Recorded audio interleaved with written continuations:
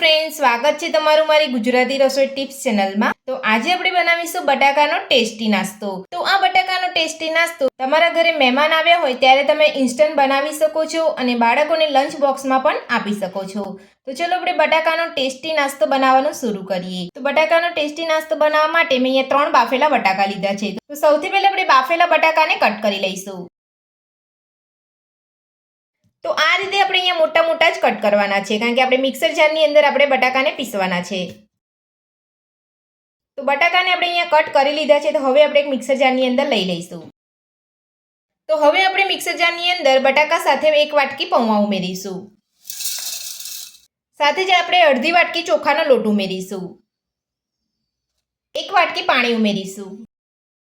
તો જે વાટકીના માપે આપણે અહીંયા પૌવા લીધા હતા તે જ વાટકીના માપે આપણે પાણી ઉમેરીશું અને મિક્સર જારનું ઢક્કન બંધ કરી અને બધું સરસ પીસી લઈશું। તો બધું જ આપણે પીસી લીધું છે। તો હવે આપણે ચેક કરી લઈશું। તો તમે જોઈ શકો છો એકદમ સરસ રીતે બધું પીસાઈ ગયું છે। તો આ જ રીતનું પીસવાનું છે। તો હવે આપણે એક બાઉલની અંદર કાઢી લઈશું। તો બધું જ પીસેલું આપણે એક બાઉલની અંદર કાઢી લીધું છે। તો હવે આપણે તેની અંદર એક મીડિયમ સાઇઝનું ઝીણું સમારેલું ટામેટું ઉમેરીશું। સાથે ઝીણા સમારેલા લીલા મરચાં ઉમેરીશું। તો મરચાંનું પ્રમાણ તમે તમારા ટેસ્ટ પ્રમાણે વધુ ઓછું કરી શકો છો। સાથે ઝીણા સમારેલા લીલા ધાણા ઉમેરીશું। સ્વાદ પ્રમાણે મીઠું ઉમેરીશું। બધું સરસ મિક્સ કરી લઈશું। તો પાણી આપણે અહીંયા જરૂર પ્રમાણે જ ઉમેરવાનું છે, વધારે પાણી આપણે અહીંયા નથી ઉમેરવાનું। અને આ જ રીતનું આપણે અહીંયા જાડું ખીરું રાખવાનું છે। જો તમારું પતલું ખીરું થઈ જશે તો તમારો નાસ્તો બરાબર નહીં બને। અને આ નાસ્તો ખૂબ જ ઓછા મસાલાની અંદર બની જતો હોય છે અને ખાવામાં પણ એકદમ ટેસ્ટી લાગતો હોય છે। બધું જ સરસ મિક્સ કરી લીધા પછી હવે આપણે તેની અંદર 1 ચમચી ઈનો ઉમેરીશું।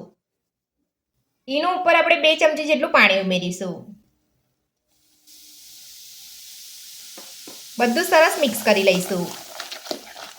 જો તમારી પાસે ઈનો ના હોય તો તમે બેકિંગ સોડા પણ લઈ શકો છો। તો આ પ્રોસેસ કરવાથી આપણો નાસ્તો એકદમ સોફ્ટ બનશે।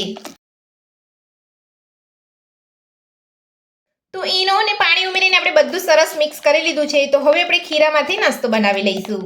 તો નાસ્તો બનાવવા માટે આપણે અહીંયા ગેસ ઉપર એક પેન રાખ્યું છે। તો પેનની અંદર 1 મોટી ચમચી જેટલું તેલ ઉમેરીશું। તેલને ગરમ થવા દઈશું। તો તેલ આપણું અહીંયા ગરમ થઈ ગયું છે। તો હવે આપણે તેની અંદર થોડાક તલ ભભરાવીશું। નાસ્તાનું ખીરું લઈ લઈશું। તો તમારે અહીંયા જે રીતે નાનો કે મોટો તમારે અહીંયા નાસ્તો બનાવવો હોય તે રીતે તમે અહીંયા બનાવી શકો છો। તો આ રીતનું તમારે ખીરું બનાવવાનું છે।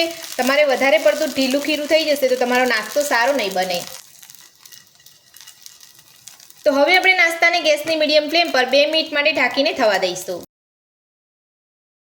તો નાસ્તાને ઢાંકી અહીંયા 2 મિનિટ જેટલો સમય થઈ ગયો છે। તો હવે આપણે ચેક કરી લઈશું। હવે આપણે નાસ્તાને પલટાવી લઈશું।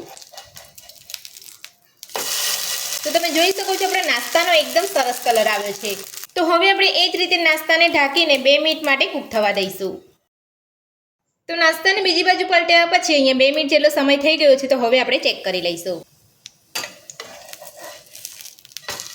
તો તમે જોઈ શકો છો આપણો નાસ્તો બીજી બાજુ પણ એકદમ સરસ કૂક થઈ ગયો છે। તો આ જ રીતે આપણે બધો નાસ્તો બનાવી લઈશું। તો 5 મિનિટમાં બનીને તૈયાર થઈ જતો બટાકાનો ટેસ્ટી નાસ્તો આપણો બનીને તૈયાર છે અને તમે જોઈ શકો છો આપણો નાસ્તો એકદમ સોફ્ટ બન્યો છે। તો આ બટાકાનો ટેસ્ટી નાસ્તો બનાવવાની રીત તમને મારી કેવી લાગી મને કોમેન્ટ બોક્સમાં કોમેન્ટ કરીને જરૂરથી જણાવજો। આજની રેસીપી પસંદ આવી હોય તો વિડીયોને લાઇક કરજો, ચેનલને સબસ્ક્રાઇબ કરજો, તમારા મિત્રોને જરૂરથી શેર કરજો। Thank you.